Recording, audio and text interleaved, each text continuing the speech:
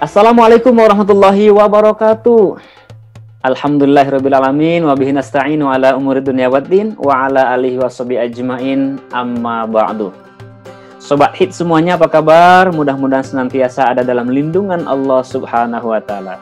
Kembali lagi bersama saya Najmi di program Nunggu Bedug ya. Harapannya apa? Supaya kita nunggu bedugnya ada manfaatnya.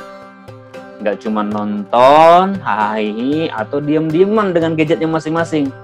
Jadi ada tontonan yang sifatnya bermanfaat. Meskipun hanya sebentar sebelum menunggu maghrib, sebelum menunggu bedug ya. Karena apa? Kita tetap akan berbagi inspirasi, informasi, dan juga hal-hal yang mungkin mewakili pertanyaan kita semua. Hari ini kita juga akan dengarkan pertanyaan dari Sobat Hits ya. Coba kita akan dengarkan sama-sama ya. Bismillahirrahmanirrahim. Assalamualaikum warahmatullahi wabarakatuh. Saya Tiara Ranat Indonesian Idol. Saya mau bertanya Pak Ustadz, untuk sekarang kan puasaan ini kita sering kali terawih. Nah, saya tuh biasanya terawih beda masjid itu beda rakaatnya. Ada yang 11 rakaat, ada yang 23 rakaat. Nah, itu bisa dijelaskan ya Pak Ustadz itu kenapa bisa beda rakaatnya? Terima kasih. Alhamdulillah, luar biasa. Pertanyaan yang luar biasa, karena ini pasti sering terjadi ya. Beda pandangan, beda pemahaman tuh hal yang lumrah. Kan lumrah sekali. Nah, yang penting adalah bagaimana kita mensikapinya. Tapi mungkin teman-teman pasti juga ngerasa bingung, gue sholat yang mana ya yang bener ya? Apa yang 8 tambah 3 jadi 11? Apa yang 20 tambah 3 jadi 23? Mau pilih yang mana sih? Kalau pilih simpelnya kita yang muda-muda, kadang-kadang pilihnya kan yang dikit-dikit, ya enggak? Alah, ngapain lah lama-lama dikit aja udah, 8 aja dah. Nah, tapi kita harus lihat sejarahnya seperti apa. Kita juga perlu tahu. Jadi dulu saat tarawih bersama Nabi Muhammad SAW pertama kali, Nabi Muhammad itu sholatnya nggak langsung sampai 30 hari atau 29 hari. Tarawih malam pertama, malam kedua, malam ketiga Nabi nggak masuk lagi ke masjid, tinggal di rumah. Para sahabat berkumpul semuanya menunggu. Kenapa Nabi nggak keluar-keluar? Rupanya Nabi khawatir ketika itu terus dilakukan ada perintah dari Allah mewajibkan sholat tarawih. Karena Nabi paling tahu kekuatan umatnya. Kalau diwajibkan bahaya, yang 5 waktu aja masih banyak bolong-bolong. Nah, mulai ada nyengir-nyengir kan. Aku aja berapa bolongnya sholat kita seringnya. Itu yang sering terjadi. Makanya Nabi tahu betul. Hingga hari keempat Nabi tidak ada. Begitu paginya Nabi sampaikan kepada para sahabatnya, aku tahu kalian semuanya berkumpul menungguku untuk sholat. Ya kan? Nah, dasarnya semangat para sahabat ini adalah karena ada satu hadis dari Nabi Muhammad SAW. Bismillahirrahmanirrahim. Man qama ramadhana imanan wa ihtisaban, ghufira lahu ma taqaddama min dzambi. Barang siapa yang menjalani atau mendirikan Ramadan dengan kesungguhan karena berharap ridha Allah Subhanahu wa taala, maka akan diampuni dosa-dosa yang telah lalu. Sadar betul para sahabat tuh banyak dosanya, banyak kelirunya. Enggak kayak kita. Udah banyak salahnya, banyak dosanya, tetap aja degel. Kalau kata orang Sunda mah kudu disintrek.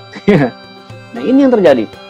Nah, saat itu kemudian para sahabat kan berselisih pandangan berapa nih jumlah rakaat yang Nabi lakukan. Saat di masjid yang mereka lakukan mereka bisa menghitung, tapi saat di rumah. Sehingga sebagian pandangan mengambil pendapat dari hadis riwayatnya Aisyah bahwa sholat Nabi Muhammad itu 8 rakaat dengan witir 11 rakaat. Ini yang berkembang. Lalu kemudian yang sifatnya 20 rakaat plus 3 dari mana? Ini dari hadis Umar ibnu Khattab. Karena apa? Saat itu Umar bin Khattab melakukan sebuah revolusi dalam ibadah nih. Apa maksudnya? Saat itu sepeninggal Nabi Muhammad ya, para sahabat sholatnya macam-macam nih. Ada yang sholatnya 8 rakaat tambah 3.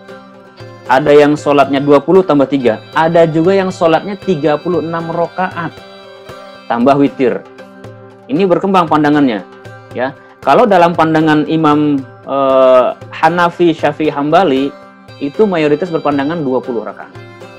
Kalau dalam pandangannya Imam Maliki sendiri itu ada sebagian yang 20, ada sebagian yang 36. Itu sejarah riwayatnya. Kemudian apa yang dilakukan oleh sahabat Umar waktu itu? Ia kumpulkan para sahabatnya karena sholatnya beda-beda nih. Ada yang 8, ada yang 20, ada yang 36. Ini bahaya kata sahabat Umar. Umat bisa terpecah-pecah. Akhirnya dikumpulkan, disatukan, ditunjuk satu imam dan sholat 20 rakaat. Itu yang terjadi hingga hari ini di Mekah dan Madinah kita lihat. jumlah rakaatnya, ya. Sehingga Umar mengatakan kalau ini dianggap bid'ah, maka ini adalah sebaik-baik bid'ah. Itu yang disampaikan oleh Umar bin Khattab. Artinya, sholat tarawih kita lakukan mau 8, mau 20, boleh dua-duanya. Ada dasarnya dua-duanya.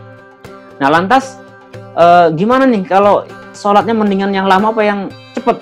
Nah, karena ini buat anak-anak muda kadang-kadang suka cari gampangnya aja. Apa cara gampangnya?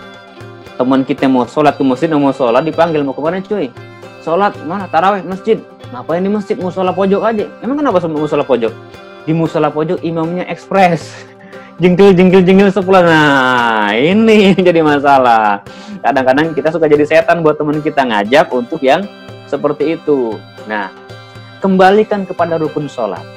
Boleh nggak sih kita sholat tarawih dengan kecepatan luar biasa ekspres, bahkan mungkin hanya cukup 5 menit sudah 20 rakaat? Wow, gitu kan? Kita coba hitung, kita coba ukur. Dalam rakaat itu dalam sholat itu ada rukunnya. Ada rukun qauli, ada rukun fi'li. Rukun ucapan, ada rukun gerak. Rukun ucapan diantaranya apa? Membaca Fatihah. Kira-kira dengan kecepatan seperti itu baca Fatihahnya sempurna apa enggak?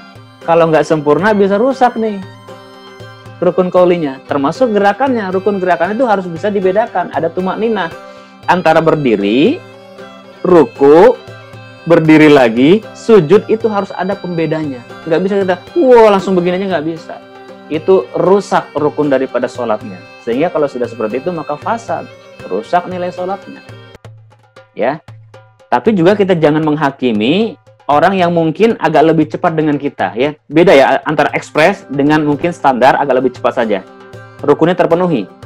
Misalkan bacaannya Bismillahirrahmanirrahim. Alhamdulillahirabbil alamin arrahmanirrahim maliki yaumiddin. Iyyaka na'budu wa iyyaka nasta'in ihdinas siratal mustaqim siratal ladzina an'amta 'alaihim ghairil maghdubi 'alaihim waladdallin. Itu kan cepat juga.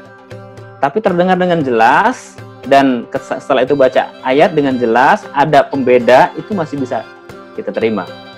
Ya, tapi jangan amin. Kadang-kadang kita begitu sebagai makmum kan, langsung amin. Nah, itu yang kagak boleh, ya. Nah, terus juga jangan merasa bangga diri orang yang mungkin sholatnya pelan. Bismillahirrahmanirrahim. Alhamdulillahirabbil alamin. Nah, kalau sendirian boleh. Karena Rasul sendiri kalau sholatnya lagi sendirian itu kaki sampai bengkak-bengkak. Sampai istrinya nanya, "Ya Rasulullah, engkau kan udah bisa misul nggak? Kok sholat sampai lama begitu, sampai bengkak-bengkak kakinya?" Maka tidak bolehkah aku sebagai hamba yang bersyukur? Itu jawaban Nabi Muhammad. Tapi ketika berjamaah, apa pesan sang Nabi? Sederhanakan waktu sholatnya.